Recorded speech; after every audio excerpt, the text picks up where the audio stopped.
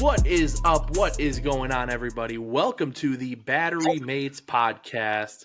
We are back, baby. I am Dirty Dave. That is the Sandman, Sean, over there. Sean, it's been a couple weeks since we last got on here. What's been going on? Have you been, how close have you been following this spring training baseball? We're a few games in finally. Man, not a whole lot. I have, not a lot going on, rather, is what I mean. I'm following spring training as closely as I can because I feel like nothing is on TV. In fact, I can't actually watch anything. So, keeping up with it as best I can, at work, trying to pick up the radio every once in a while. And then obviously just kind of taking a peek over at the stats and stuff at the end of games and whatnot. But 3 games in, almost to the end of February, which just means that real baseball, important baseball, is right around the corner. I love it, man. I cannot wait. We got a lot to talk about, including some spring training games, as we had mentioned, some performances we like and whatnot, and a bunch of other stuff. But before we get into all that, let's do a little bit of housekeeping first. House cleaning. I have to clean my house, which is why I was thinking about house cleaning there instead of housekeeping. But let's do a little bit of housekeeping. Don't forget to give us a follow over at Twitter. We're very active on Twitter now. We keep getting more and more active, which is great. We keep getting more and more people involved, and we're having a good time over there. So that is an absolute must follow. Look at Battery Mates podcast over there. We're also on Instagram and TikTok. Again, search for Battery Mates Pod and all your social medias. If you are listening to us on Spotify, you could watch us. Give them a smile, Sean, when you can.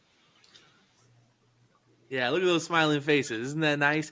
If you're on YouTube, you got that, and everyone else didn't. I mean, think about how lucky you guys are over there.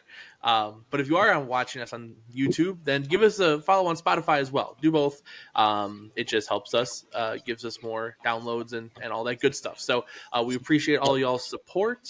But that's all for the housekeeping, which means it's time to talk baseball, Sean. We, as you mentioned, 3 games into spring training right now.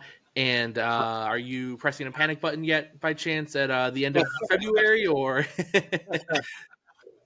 No panic button. It's one of those things, especially this early, man. It's really more so just like I'm just glad there's baseball on. I'm just glad that there's baseball stats to look up. That I went to B-Dubs today. The little overtime 6 free wings after the Super Bowl situation was today. So I got off work, ran to B-Dubs, and I got to watch some of the Angels and the Giants. And so just to see baseball, that's kind of the extent of where I'm at. Obviously as we dial in and we get a little bit closer to that opening day, I think you're going to see intensity pick up a little bit in regards to maybe watching it a little bit closer and saying, okay, this might actually spill over into the regular season. But we're 3 games in. So at this point, I'm just glad there's baseball. And then I'm also glad that somebody got that Michael Harris bomb on video there at first pitch of the Braves spring training, and Harris hits a nuke. So, yeah. And we talked about Michael Harris a few weeks ago. I'm super high on Michael Harris coming into this season. I mentioned I think he takes that step into being a superstar player that he can be for sure. I know you're on the same page on that. And just to get that feeling of that first pitch being a home run felt like, listen, I know this isn't at bat on February 24th. But it kind of feels like instant gratification, instant justification for what we're saying of like, no, he's going to be this good. Hey, 1 pitch in and look at how right we feel right now, and obviously you don't get any awards for that.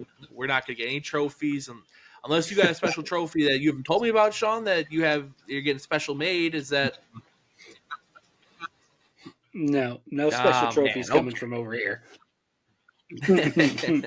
But it's exciting, and the offense went off game 1, which was great.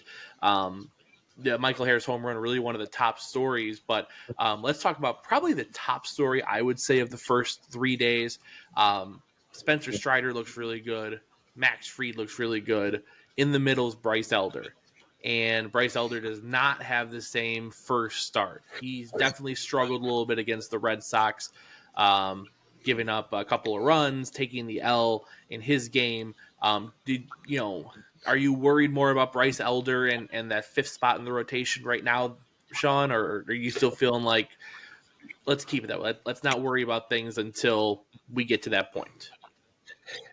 Yeah, am I worried? No, I think we've got a lot of good arms that we're going to be trotting out there over the next month.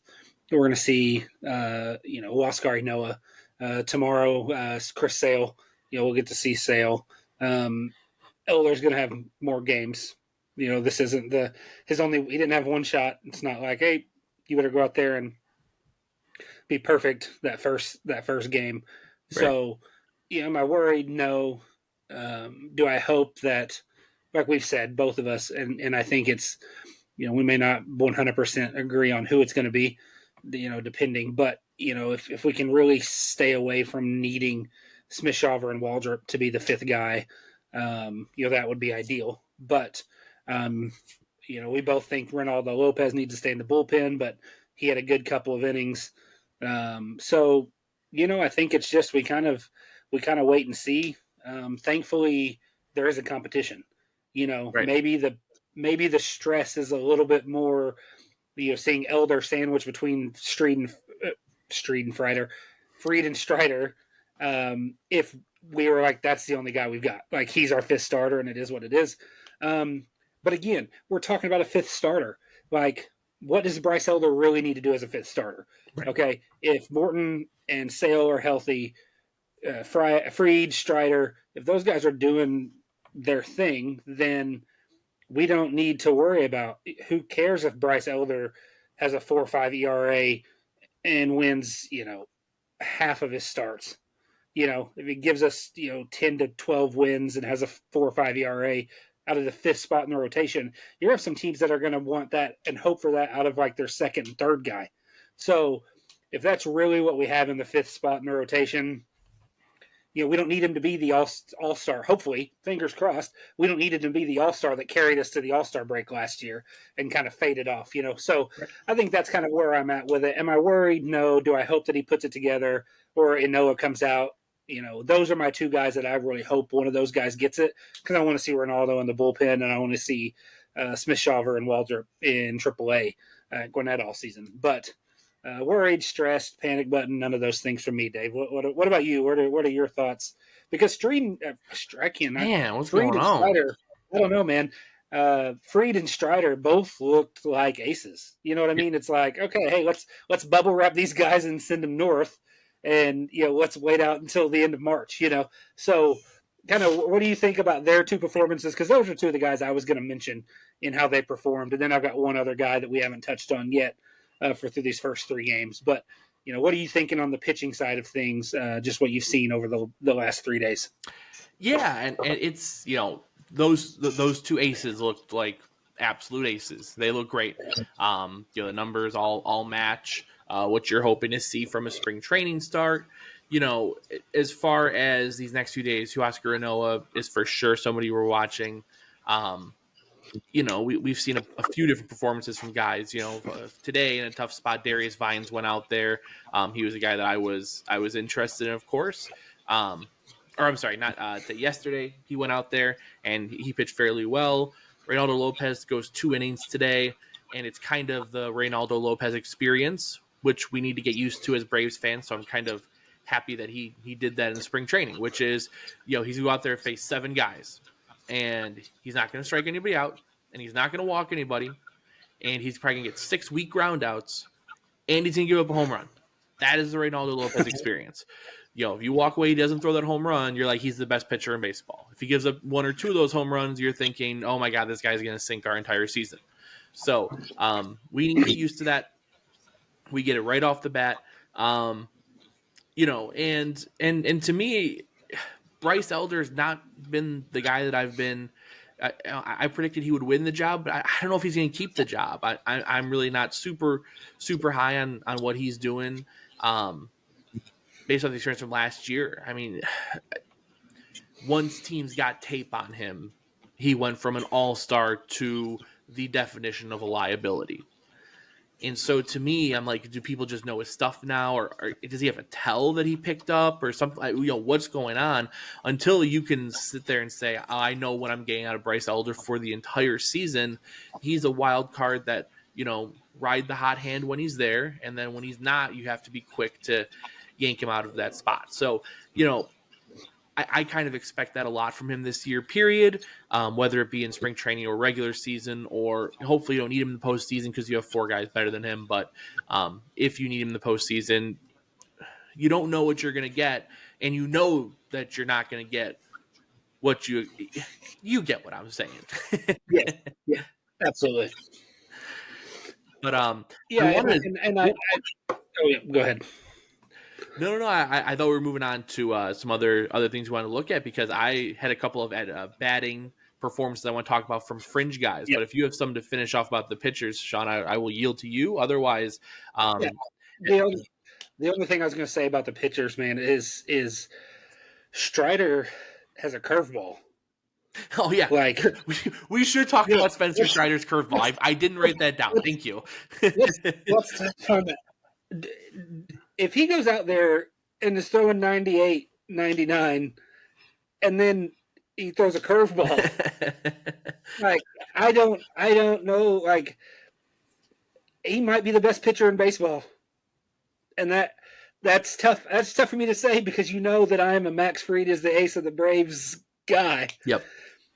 But Strider, with that, if he's got that curveball and he still holds on and kind of mixes in that slider, that changeup, he's still got those. He said in the offseason that he thought his changeup was kind of as good as it was ever going to be. But if he throws a curveball, then you throw a changeup 2% of the time, and just use it to mix it in there.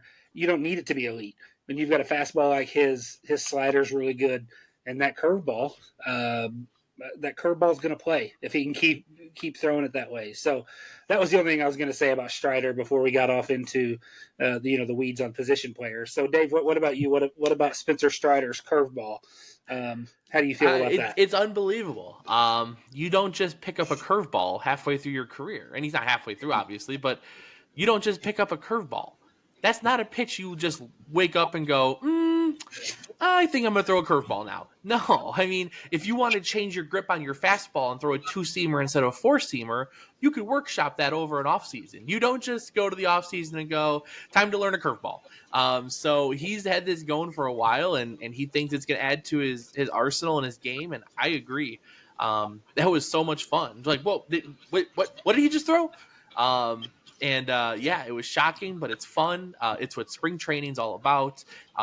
That's why we love baseball. It's stuff like that, where we think we know so much. Sabermetric nerds, we know how many miles per hour the ball goes off the bat, and we can slow down a video to pick up spin rates on a baseball being thrown as fast as humanly possible. And then we don't know nothing. We're clueless because this guy just brought out a curveball. But I love it's why you love the sport. I think it's great. I do want to talk about a couple of bats though that have been performing really well to start off, because they're two guys who are really on the fringe of the roster. Guys who you think are going to make it, might beef up the back end of the bench, but if they really just aren't there, then there's people you can cut if you need be. I'm not talking about Forrest Wall and Ignacio, or I should say Nacho, because we should all call him Nacho as he prefers, Nacho Alvarez. Sean, have you been watching those two guys? Any thoughts on them coming out and getting some hits and showing that they want to make it happen this spring? Well, that was Nacho and Michael Harris II were the two position players that I put down, and we touched on Harris to jump off, but I love that Nacho is coming out and performing. I think it solidifies the fact that we don't need a shortstop. It solidifies the fact that we don't need Willy Adames. Okay, I agree. We don't need to make a move like that. Okay, Arcia is going to be fine until Nacho is ready to take it full time. And obviously we drafted Perdomo, who is also a middle infielder. Right. But I love to see that. Look, Nacho's making some strides and he's playing well. And so, he's going to compete now. Do I think that he makes the roster? I don't even know that if he plays out of his mind, he makes the roster. If they're committed to using Right. Arcia as a shortstop this year, it might be a thing where, okay, if we don't have Orlando, then you'd be the shortstop. But since we do, you're going to spend one more year in AAA. We might see one of those things, and then Nacho is kind of the guy if there's an injury or something where you're going to need prolonged, consistent at bats. Because that was the thing with Vaughn Grissom last year. Was I think everybody knew that his bat was good enough to play, and that he was good enough to be on the big league roster, but they wanted him to have everyday at Mm-hmm. bats. They Right. wanted him to play every day, And so I think you may kind of see that same approach with Nacho. Unless, like I said, unless the wheels fall off and something drastic happens and you need an everyday shortstop because Arcia just, all of a sudden is hitting a buck 60. like, Right. but I do like where it's showing where his trajectory is going, and it's showing the strides that Nacho's making moving forward. And so I think it just puts us in a good spot, both now and then also long term, moving forward. Yeah, and I really like that as well. I think that you're hopefully seeing a really good spring from him, so that the path is clear of exactly what you just said. The shortstop position is taken care of. One of the only two positions or three positions where you say you don't have something locked up long term. Now you can say you do. That's huge. That's incredible. And he's playing well. I want him to keep making contact with the ball. I think after today's game, he has a 1167 OPS with a 500 average. Which again, we're talking about 3 February games, but yeah, I want his OPS to be that high. I mean, he's getting really good pull on the ball. It means he's making contact, making really good contact. Because Nacho's the kind of guy where you could say, oh, he's 2 for 5. Well, one of them just he legs out some crazy single, or there's a blooper, or something like that. But when you see numbers like that, you're like, oh no, he's just hitting the baseball. That's great. And he brings a lot to the table. I'm really excited about his potential, and I hope to see this a lot during the spring. Another guy who I mentioned earlier was Forrest Wall, who had a home run today in the loss to the Orioles. But he's also going 50-50 up at the plate. He's showing a little bit of pop in his bat. And last year he came up, and for the very, very small sample size that he got, he was hitting the ball really well. I think, just something like 6 out of 11 at bats he gets a hit. But I mean, like, we'll take that, or 6 out of 15 or something like that. He batted in the 400s. I mean, is he just a bat? If he's a good bat, you got an extra player to think about. You could always use a guy who's a younger guy who just, even if all they do is get on base and get base hits all the time and work at bats, when you could put a young guy out there and play like a veteran, you're basically getting a whole other free agent added to your team. What do you think about Forrest Wall's chances to be a playmaker this year for the Braves? He can get an opportunity to maybe get more at bats than maybe even we think. Yeah, I mean, you kind of knew, they were looking for that bench outfielder. He can play all three outfield defensively. Decent glove, decent speed. He's hitting the ball well. So I think he's got as much of a chance as anybody. That we kind of knew that was the, you had your sixth infielder and your fourth or fifth outfielder. Spots that you were kind of like, we're just kind of seeing who's going to shake that out, because it felt like the rest of the position players were kind of set. But I think when you look at who's in camp, who made camp, those guys, the options that we have in the outfield, I think he's got as good of a chance as anybody. And I think if he continues to play this well, throughout spring training, I think that last outfield spot is probably his. Yeah, no, I totally agree. I think he's got the inside track after performing well last year, like I mentioned, and a good spring's really going to go a long way for him. I definitely think he's the guy for that spot as well, personally. If he could solidify that, that means that the Braves won't have to bring in anybody else. Now, there are some teams that are finally bringing in some of these bigger fish. We did get the first free agent signing of that crop of Boris guys this past week, as the Cubs re-signed Cody Bellinger to a 3-year deal worth $80 million. So that definitely changes how we look at the NL Central, I would say, Sean, as far as who's the favorite to come out, who's going to pose a threat to the Braves or any other team in the rest of the National League. So I want to hear your thoughts on that signing by the Cubs from a Braves perspective. What do you think about that as far as does that have any impact on us? And do you think any of those free agents are going to start moving soon? Is Boris finally saying, okay, one at a time, we'll get these guys finding teams and training and getting ready for the season? Well, I think in my eyes, as far as Belly going back to the Cubs, I think it definitely makes the Cubs the favorite to win the Central. Um, I definitely think they're probably the team to beat. I know Vegas has them slightly edging the Cardinals for the favorites to win the division. So I think that it definitely does that. I think it's a mutually beneficial deal for the two sides. Bellinger's got options after both the first 2 years of that deal. He gets his $30 million this year. He goes out and plays an MVP caliber season. Maybe he opts out and tries again. Yeah. If he thinks to join up, then he probably opts in and keeps that money.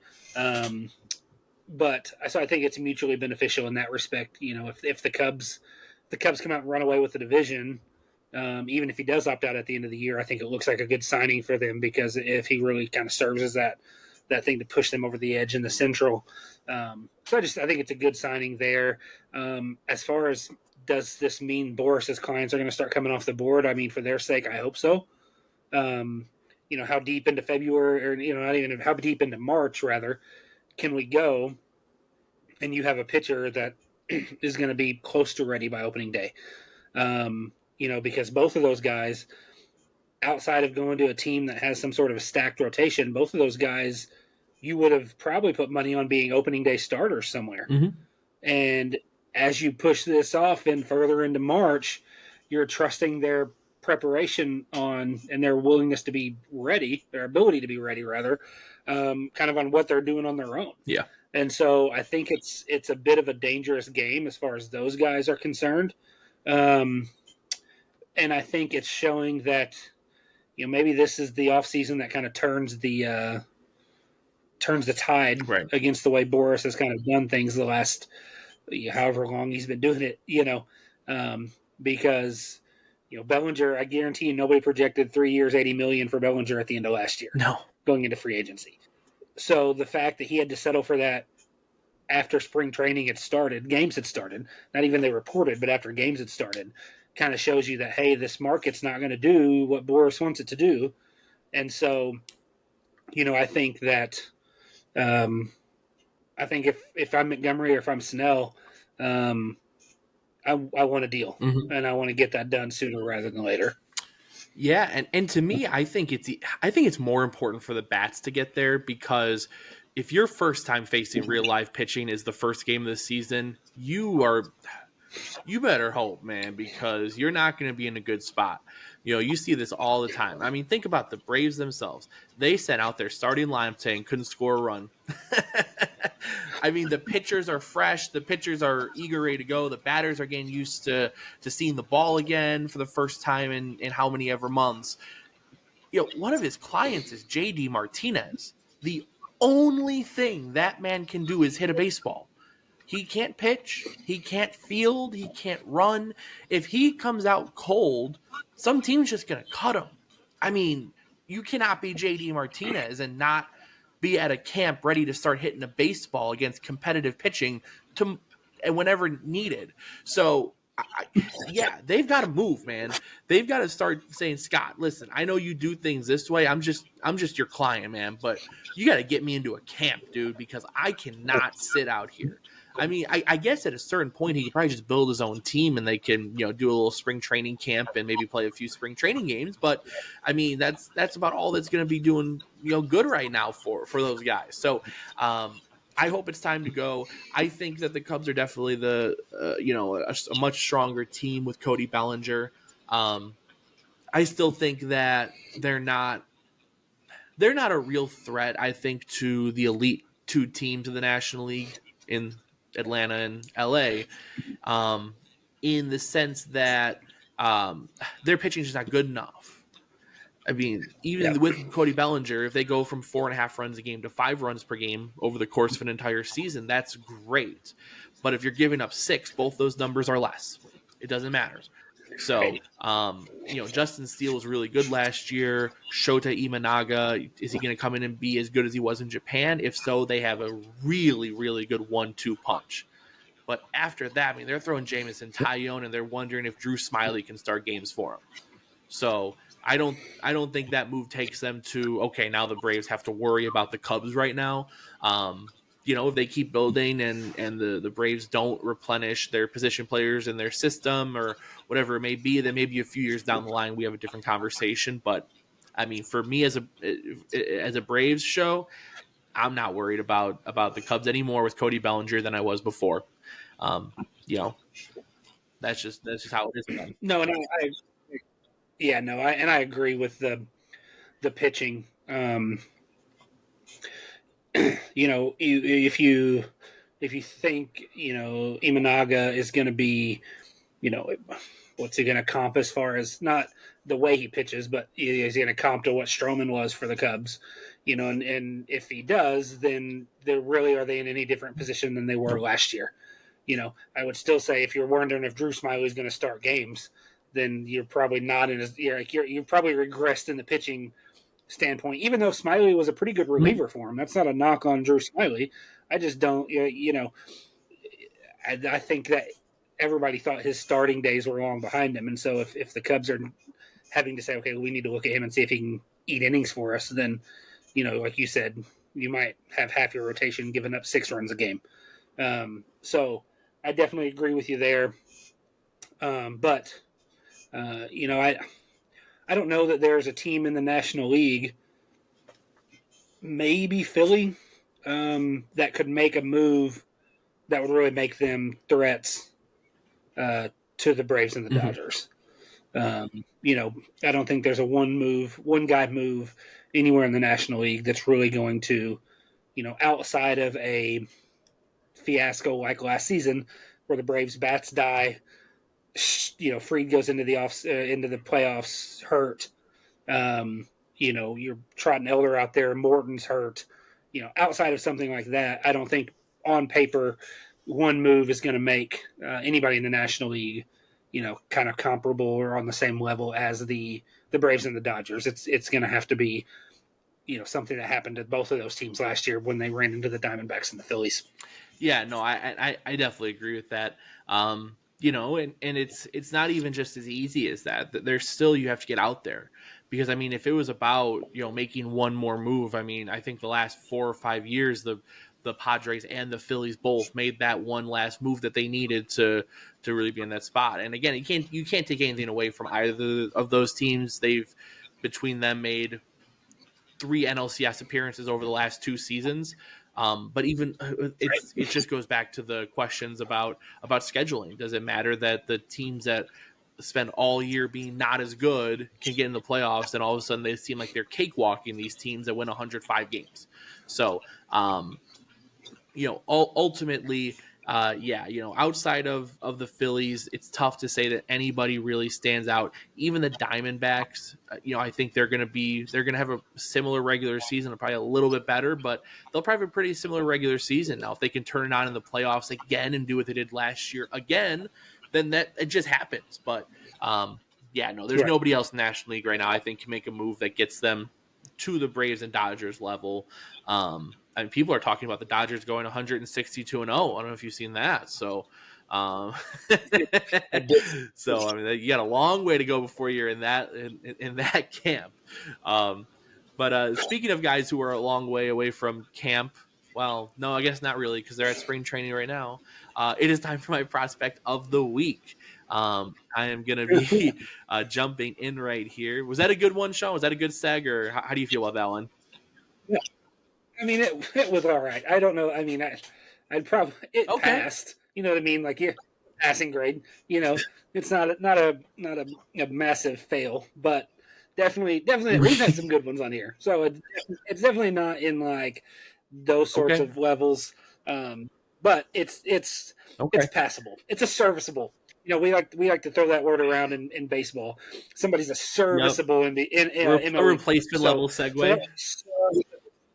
that's a serviceable Yeah. segue. Hey, as we said all the time back in college, my man, C's get degrees, baby. C's get degrees. so, I will though jump into my prospect of the week here. I'm talking about a guy who's played a little bit so far to start off at a position that definitely isn't the strongest in the Brave system. There's really two guys to mention. This is probably the second of the two, but he's been playing a little bit, so I wanted to give him a quick little shout out. So let's talk about Tyler Tolvey today, the number 29th ranked prospect in the Braves system. He is the catcher, played at Rome last year, is projecting to be the Mississippi starting catcher this year.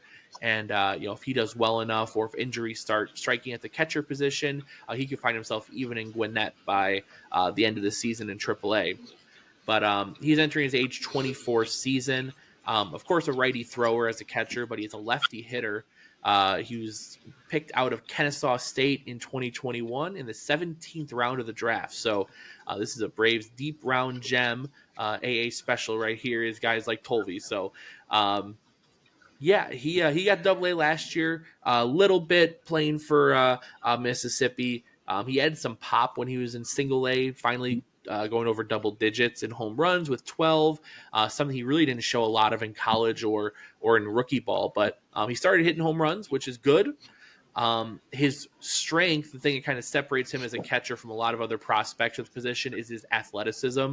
He's a smaller guy, 6', 200. Catchers, they like to have 6'4", 6'5" catchers with those nice long strides to get that ball across the diamond really quickly. But a little shorter guy here for Tyler, and at 6 foot, he is very athletic, very agile. Very good speed, a good base runner, things that catchers are known for not doing. He does those things really well. His defense has been okay. His hitting's been pretty good at the minor league level. He's probably about 2 years out from being a potential catcher option for the Braves.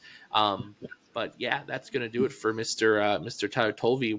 I'll next week talk about Drake Baldwin, who's the top catcher in the system, who's probably going to be playing at Gwinnett with Chadwick Tromp most of the season, pending any injuries. But this week, Mr. Tyler Tolvey is the one in the lucky chair. And Mr. Sandman, I know you do a surefire bet of the week, and you could be in the lucky chair and sitting down, cooking up some sort of parlay to get yourself a nice little steak dinner. Now, before I hand it over to you, Sean, I would like to jump in and make sure that everyone knows that there is a hotline you can call if you feel like you have a problem. Make sure that you call that if you need to. And this is not gambling advice that I'm gonna let Sandman do here. Not gambling advice. But when I'm eating a steak dinner because I do it and you're not, just know that he did mention it to you. Yeah. Again, yeah, not gambling advice, not financial advice. As Dirty Dave always says, don't bet more than you can lose. I think that is the perfect line when it comes to gambling. It's for fun, but don't bet more than you can lose. And in honor of spring training starting, Dave, we're going to play a little bit of a long game here with my bet of I the love bet it. of the week. Okay, it is something that you were not going to be able to cash in until sometime in October. So we're playing the long game. I have put together a 6-leg parlay, picking the division winners in every division in the I love majors. this one. Okay. Let's hear it, Mr. I mean, this says a lot about you as a So baseball fan. This is your baseball analysis and predicting abilities being put on full display for the world to see. So I cannot wait to hear the 6 teams you're going to tell me. Sean, throw it on us, man. How are we going to win a little money in October for Christmas shopping? so um, I think there are 3 teams that um, are 2 teams that are pretty much locks, and I think you've got a third that are because of the strength or lack thereof of the division. I think they might be locks also. So, for me, the 3 obvious ones in the National League West, you've got to go with the Dodgers. You just have to. They're minus 450. One of the bigger favorites before a season starts that Oh, I've seen. So minus 450 to win the NL West. And then NL Central, I said it earlier. I think the Cubs now are the favorites. If you would have asked me before they signed Bellinger, I probably would have coin flipped it between them and the Reds, actually. But I think Bellinger, yeah, I'm not impressed with what St. Louis is doing. I saw somebody, and I wish I would have kept it. Somebody on Braves Twitter today put, "What are they doing? Having a retirement party in St. Louis with all the guys that they've signed?" And so I'm not very high on St. Louis. Vegas is higher on them than I am. They have them just behind the Cubs, but I've got the Cubs in the Central. Obviously, the Braves in the East. Um, we'll touch more on the Braves and their Eastern division dominance a little bit later on. But Braves in the East now. My probably my biggest shocker out of the 6 teams that I'm taking here is actually going to be in the AL West. So I am taking the I love Seattle it. Mariners to win the American League West. I think their pitching is good. I think the the Astros are going to regress at some point. And so I think some of that starts to happen this year. Seattle was really good for a lot of last year. I think a couple of those guys continue to take a step forward. So I've got Seattle winning the West. Um, they are my longest, my biggest underdog for a division. But I've got them winning the West. I'm taking the Mhm. Twins in the Central. I just think the AL Oh Central is yeah. so bad. According to Vegas, the second best odds to win the division in the Central is actually Detroit. So Ooh. yeah, Detroit's plus 350, Minnesota's minus 115. I couldn't bring myself to. I mean, they've got Detroit ahead of Cleveland, so that tells you how bad the division is. So I took the Twins there, and then I think that the moves that have been made, I think the Yankees take the Hmm. East. So I've picked the Yankees to take the East. I like Soto. I like Verdugo. I like some of the additions that they've made, and so I like Stroman. I think their pitching actually got better. You had a couple, you had was it Severino that went to the Mets? I definitely think Stroman is Yeah. obviously an Oh yeah. upgrade over that. Yeah, I can't imagine. It would be hard pressed to expect Rodon to be as bad as he was last year. So, and then I don't think Toronto um, or Tampa Bay really. Tampa Bay lost Tyler Glass now, which he's only out there about half the time. But nonetheless, they lost him. They'll be competitive, but I think the Yankees kind of go back and take the East. So I've got the Dodgers, the Cubs, the Braves, the Mariners, Twins, and Yankees. Those 6 teams, if you did that tonight on DraftKings, plus 9,500 odds. If all of those hit, I put 5 on it. Okay, that's what I did. $5 wins you $480.38. Sheesh. So bypass your coffee tomorrow. Don't bet more than you can lose, but bypass your coffee or your monster or whatever it may be that you're going to treat yourself to in the morning. Go throw it on a 6-leg parlay. Come October, cash out for 500 Man, bucks, oh man. man, that steak is gonna taste great. That was not gambling advice, but as I mentioned before, when I'm eating a steak dinner, if I got, you're not, you were told. You were told. yeah, you were told. I got to ask you though, Dave. So which of those would you disagree with? Because I got a feeling that you might disagree with some of them. So, if you had to pick your 6 right now, who would be the 6 that win the divisions? Yeah, I would. And obviously injury can happen between now and Mhm. opening day. I So would do the same in the National League. Dodgers, Braves, Cubs. American League, I really like that Yankees pick. I don't know why, but I get this feeling that I think the Orioles are going to have a crazy regular season. Like they were so good last year. I think they're going to win 110. I know. I know. That's a see, and bold prediction, but I've been thinking about it, man, and I'm thinking I like, think dude, they struggled starting pitching last year, and they went and added they lost. Corbin Burns, and everybody on their roster should be getting better. Adley should be getting better. Henderson should be getting better. Mullins is in the prime of his career right now. Santander's been doing what he did last year for years now. You don't have to worry about him. I I like the Orioles a lot. I think they're going to go crazy this year. I don't think that they'll have playoff success again, but I think their regular season is going to be crazy. So I'm going to take them. And then in the NL West, the AL West, it's such a crapshoot. It's such a crapshoot in those top three because the Astros are so good, but there's questions. And the Rangers just won the World Series. But even that, did they kind of over did they overperform? I think that if you look when you looked at Texas versus Houston in the ALCS, it was David versus Goliath.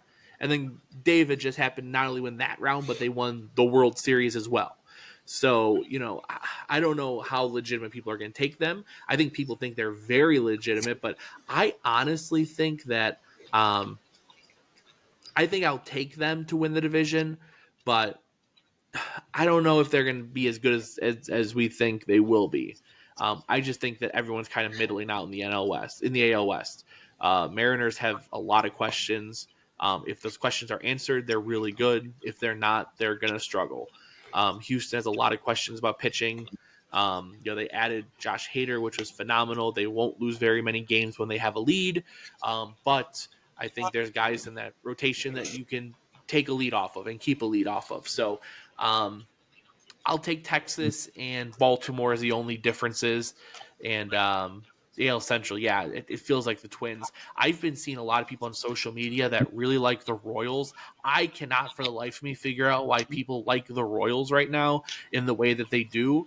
I think they have a few solid pieces, but if I see one more person mocking that they're going to win the AL Central, I'm going to throw a tantrum. And you guys don't want to see me throwing a Twitter temper tantrum. It will be bad and loud and messy.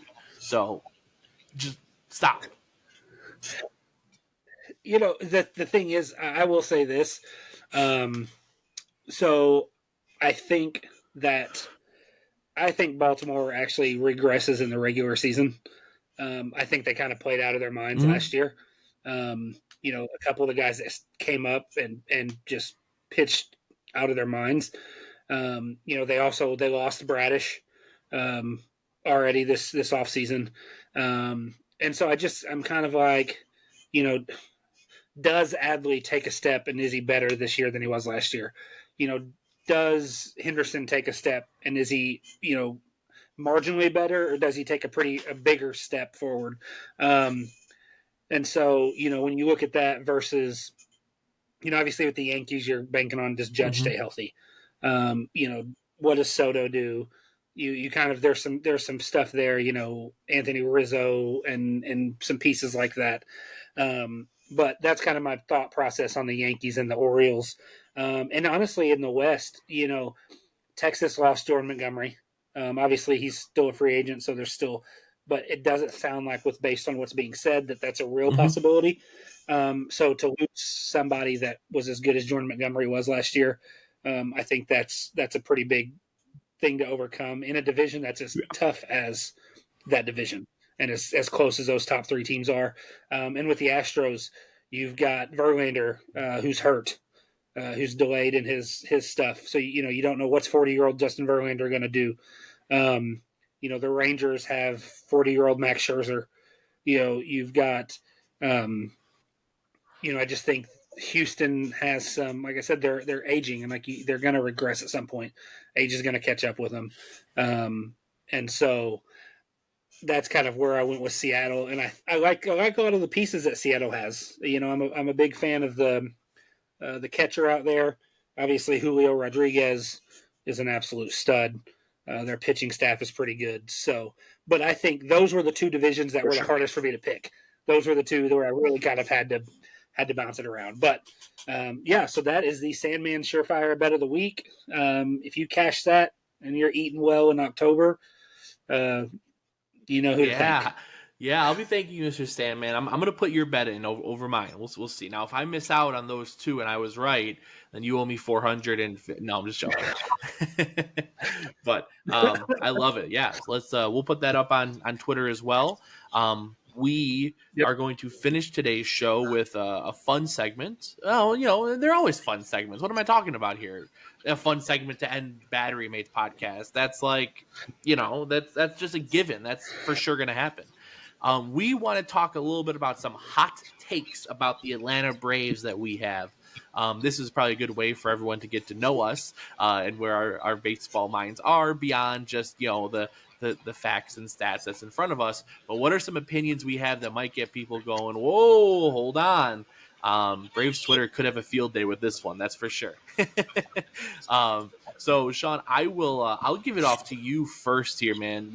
Give me your first hot take that you want to talk about. All right. So my first hot take, and this I think is a hot take because nobody thinks that this is going to happen. So I'm going to go out and say, maybe this is the homer in me, maybe this is the fanboy in me, maybe this is whatever. But after watching the offseason, this season, offseason, and kind of the way a lot of things shook out, where people went, I think Max Fried is back in a Braves uniform next year. Ooh, okay. Anything in particular that you I saw? know they Or? talked about. So I know that everybody's assuming, he wants to go back out west. Okay. I don't know that the Dodgers are going to throw the money at Max Fried that he's going to get. I also don't think that this offseason was immensely promising for starting pitching No. free agents. And so those two things, and I don't know. Max Fried doesn't seem like the type to me that is going to go to the West Coast for the sake of Mm-hmm. going to the West Coast. And if he doesn't go to the Dodgers, where is he going to go to really compete? Is he going to go to San Francisco? Is he going to go to the Angels? He's going to go to the little brother in I don't Los think so. Angeles. And so then when you get past those teams, we don't even talk about Oakland because they're going to be the Salt Lake City A's or Sacramento A's or whatever they're going to end A up being for the next disaster. 2 years. That's going to be a nightmare. So, what else is out there in Southern California? And so I think when you take Southern California out of the equation, is he going to command enough money from somewhere else that's that much different than Atlanta? Is he going to go to the Pacific Northwest and go to Seattle? Is he going to take somewhere in the Midwest? The Northeast. Is that? I don't know that any of those are any better geographically. And a lot of the arguments for Fried leaving is he's the Braves MLB Players Mm-hmm. Association rep, and he wants to go back out west. Well, if he's not going to go to the Dodgers, if the Dodgers aren't going to sign him, and because you've got Shohei that's going to pitch next year, you've got Yamamoto, you've got Bueller, you've got Glasnow, you've got Bobby Miller. You've got Tony Gonsolin, you've got Dustin May. The Yeah. Dodgers have a bunch of pitching, and so you've got to say, okay, at what point are they going to stop throwing this money at all these pitchers? And so it kind of just makes me think when you look at that, and then you look at Snell not getting a long term deal, Montgomery not getting a long term deal. Fried is going to be an older free agent as far as pitchers go. And so you just kind of wonder, if he doesn't go to out there, is there going to be somewhere that makes any more sense for him, or that's going to be like, hey, if money's comparable, why would you not go back? Because he seems like a competitor. You watch Fried pitch, you listen to him talk, he wants to win. And so I don't. Outside of if he goes to the Dodgers, I don't know where he has a better opportunity to do that than Atlanta. I love it. I think that's great. I haven't gotten as deep into the free discussions. I probably should have, but I mean, yeah, I don't know what's come out that really makes people think it's such a surefire thing. I think that it's. I mean, the way I see it is it's like any free agent that's going to be coming out. Yeah, there's a pretty decent chance, but you could wake up one day like Cubs fans did a couple days ago, where it's like, oh, we just signed Cody Bellinger. You could walk up on May 17th, and it's like, oh, Free just inked a 4-year extension. What just happened? Which, by the way, if that happens on that day, now you heard it here first, ladies and gentlemen. But just an example of like that's just something that could happen like out of nowhere. So I think it's a really good one. and I could definitely see it going that way. I could definitely see Fried staying pretty long term here with the Braves. It's going to be tough to leave the Braves right now for any player that's getting playing time. It's going to be tough. Oh no, I don't want to play with Ronald Acuna and Matt Olson and Sean Murphy and Ozzy Albius and Michael Harris and Spencer Strider, and should I keep going or do we get it? In a beautiful ballpark in a great town that loves its team and the weather's nice most of the year. And I mean, come on, what are we talking about here? Yeah. Well, I think a lot of people base the argument on the fact that, hey, he's not been extended. Okay, well, he's the MLB players rep, so we kind of, I think everybody kind of expected him to go to free agency regardless. And he's from Southern California, so he wants to go back to Southern California, and so it's automatic. Oh, he's going to the Dodgers. Well, I don't know. We'll see. So I think it's a lot of it is that, and you got to think too. And I get it. Braves fans you're going to have some that are just cynical because they're mad about Freddie leaving, they're mad about Dansby leaving, and they saw those two guys go to free agency and walk, and so you just assume that that's what's going to happen with Max Fried because everybody else has signed an extension. Everybody else is inking long before they get to free agency. So, if he's going to free agency, he's automatically gone.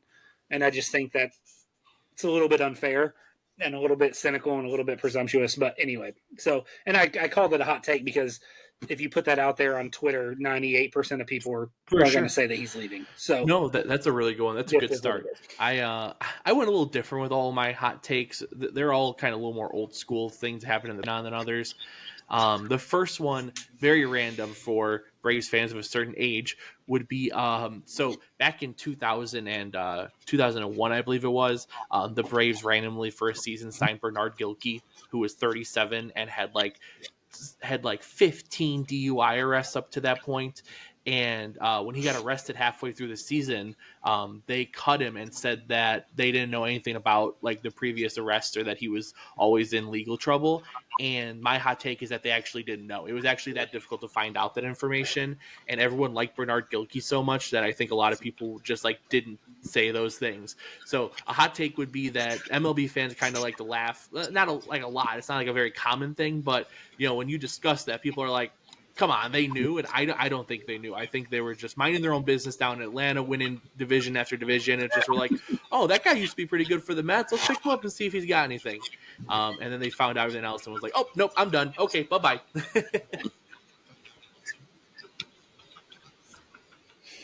Oh, that's funny. That's funny. No, and it's. I think another thing too is when you think about it, like we're so used to everything being so readily available with social media. All the information is out there. There's no hiding anything right now. So I think we're just kind of accustomed to that. There's definitely a generation of adults who grew up with technology. That's the norm.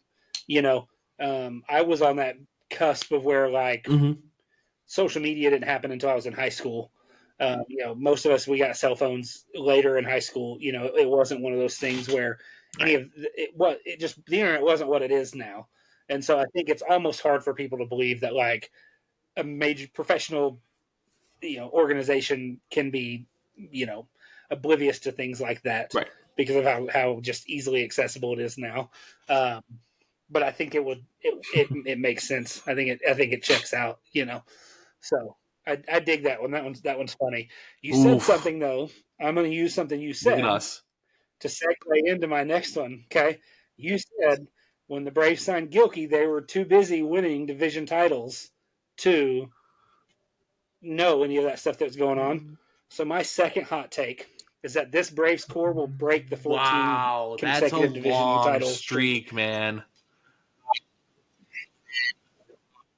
We're at 6 years. This will be year 7. We've won 6 straight already. We're halfway there. You think about where everybody's locked up at.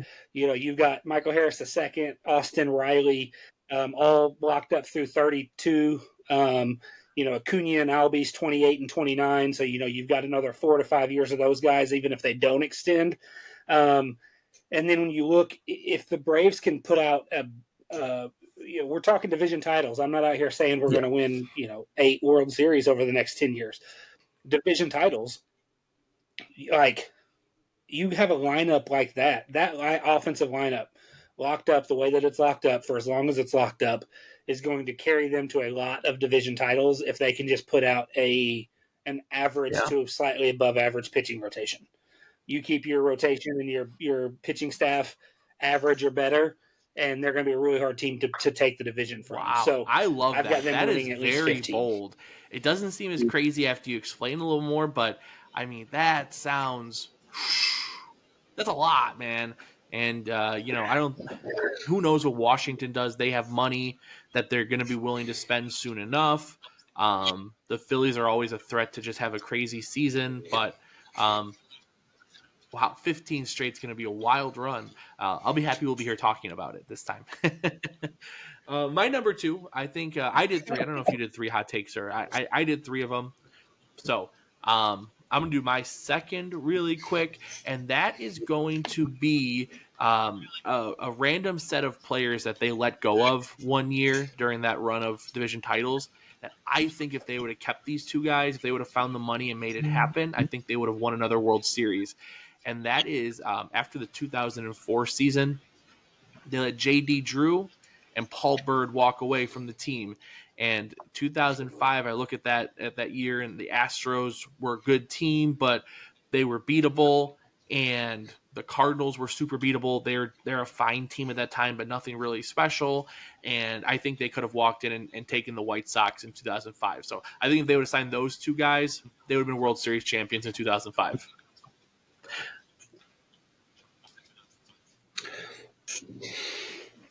Interesting. I always liked JD Drew. Obviously, growing up where I grew up at, we did a lot of Braves Cardinals as kids. We'd run up to St. Louis, which is just a couple hours away. My parents are Cardinals fans. Me and my sister are Braves fans, so we would do that a lot. And so JD Drew is a guy that I was a fan of for both reasons. So I dig that one. So my third one is we've touched on it a little bit, I think, in an earlier episode.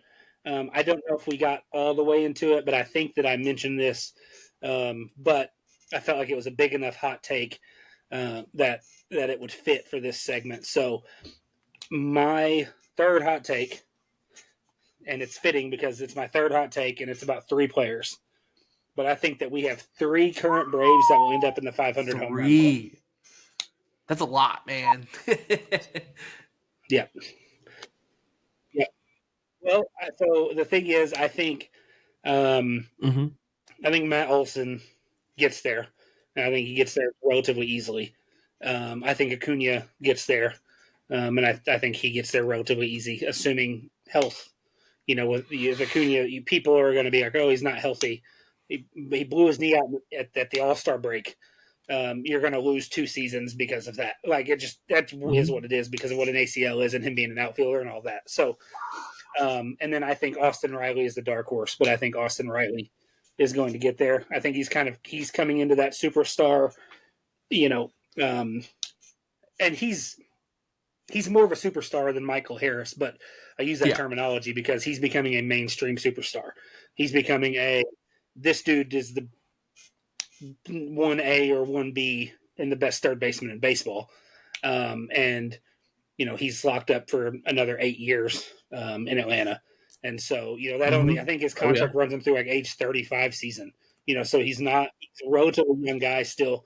If he goes out and hits, 35 to 45 home runs a year over the next 8 years, that's going to get him close. And then you figure he's probably one of those guys that, he's a big guy, strong guy. Power's probably not going to be the thing that fades, He's going to lose some athleticism and his glove's going to fade and he's going to transition to a DH at some point, or he may transition to first base, but that power is going to be there. So I think, he plays into the age 37, 38, 39 season that he probably gets there too. So I'm going to say Olsen, Acuna, and Riley, all three get the 500 club. And for a Jeez, cherry how on about top, that Acuna one, gets man? 500 Oh man, steals. okay, I like that. That is a lot of guys hitting 500 home runs on one team, especially since it's not going to be one of those. It's not going to be like a Durant, Westbrook, Harden deal where it's 3 MVPs. Well, yeah, one of them was the star, the other guy was kind of blossoming, the other was the sixth man. No, this is all three of those guys just back to back MVPs on the same team with each other. So that's a phenomenal hot take. I am going to give my final hot take, which is that um, I don't think anybody I haven't seen this anywhere anyway. So correct me if I'm wrong if I'm wrong in saying this, but I think the greatest player in Braves history, like the greatest Brave, number one Brave, is Warren Spahn.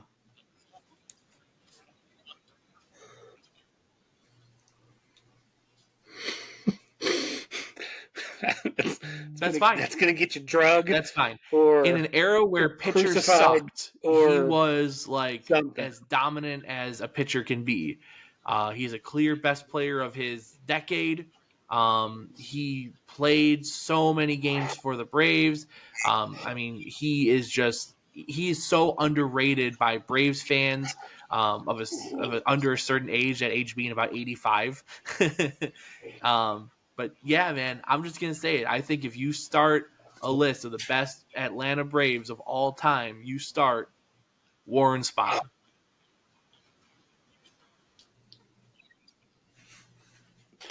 That's I fine. don't even know what to say, Dave. I don't know what to say. I don't know what to say. I mean, there's been a lot of really, really, There sure have really been. great Atlanta Braves. You look at Greg Maddux, Hank Aaron, Eddie Matthews, Chipper Jones.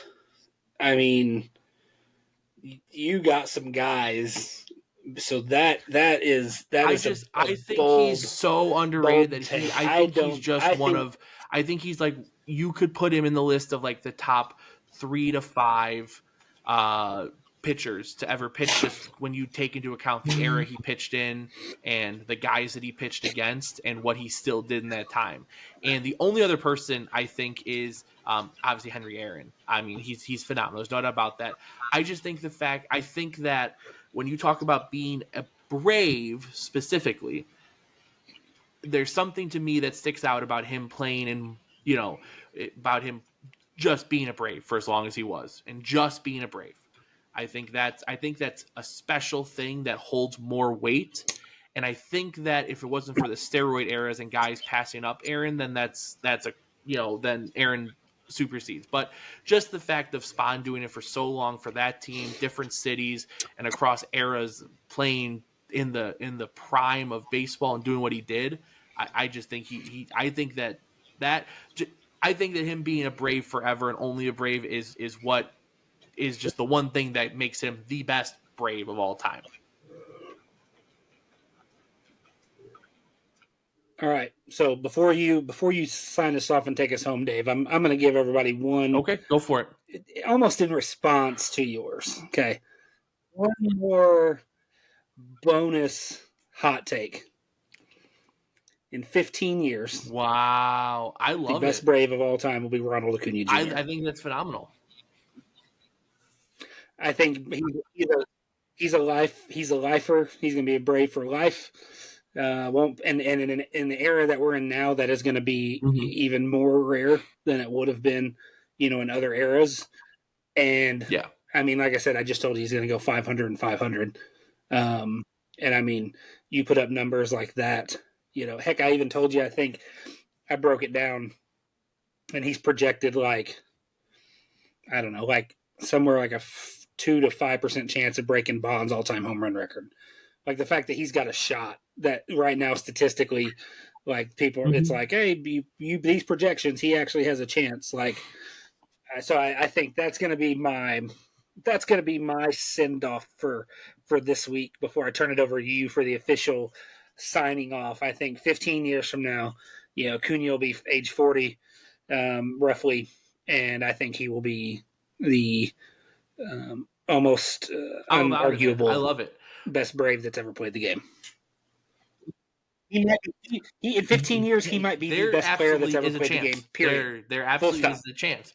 We're not saying it's going to happen, but we're not saying it's not going to happen because it could happen. Um, yeah, but I like it. I think it's important to think about that as we get to watch and and acknowledge what he does as a Brave. Is that he very well at this time, 15 years from now, we could say he's the greatest player to ever play the sport of baseball. Um,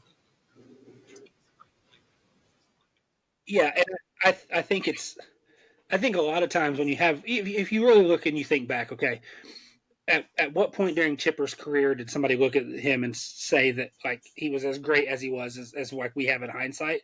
And so all too often people they miss the forest for the trees when you're watching somebody great and you don't really like I don't know you don't realize how great he actually is. And you can see this with a multitude of players in a multitude of sports in a multitude of eras where it's like most people don't realize how great he actually was until it's all over. And so I think for people like Acuna, when you have some of these just even Acuna's little brother was they were talking to him the other day through an interpreter, and he said he's a once in 100 year talent. He goes, I can't be him, you know, and so to be able to put the glasses on in a way where it's like, hey, yes, I'm going to enjoy him now, but also like I'm going to acknowledge the fact that like this dude might be the best player to ever put on a pair of cleats. And so I think it's cool. I think that we are very fortunate that he gets to wear a Braves uniform. I mean, at the very least for the Yeah, next 5 or 6 appreciate it while years. we So got it for sure. I love it. Don't take it for granted that you're in to watch a player as special as him. I definitely don't want to find myself doing that. So, yeah, that is gonna do it for this week's show. Then, we are getting closer and closer to the regular season. We have a lot of cool stuff planned for the regular season. We're planning on having stuff set up for. I'm gonna have set up for game watch alongs where we could all get together at 7 o'clock on a some night and get together and watch the Braves game together with everybody. MLB The Show comes out soon. I'm thinking of content I could maybe make Braves related for that. I know me and Sean wouldn't mind jumping into some MLB The Show action on there. But we got a lot of stuff planned for this season, and we appreciate y'all getting through the off season. You have officially gotten through the off season with us. We are playing baseball again, so we're excited for our first real season together as this show. We're excited to enjoy it all with you guys. Don't forget to give us a follow on all social medias. Look up Battery Mates Pod, Twitter, Instagram, TikTok, Facebook. Give us a follow on YouTube if you're listening on Spotify. And if you're watching us, thank you for joining us there. Give us a follow on Spotify if you don't mind. But other than that, for the Sandman Sean, I am Dirty Dave, and we will catch y'all on the next one.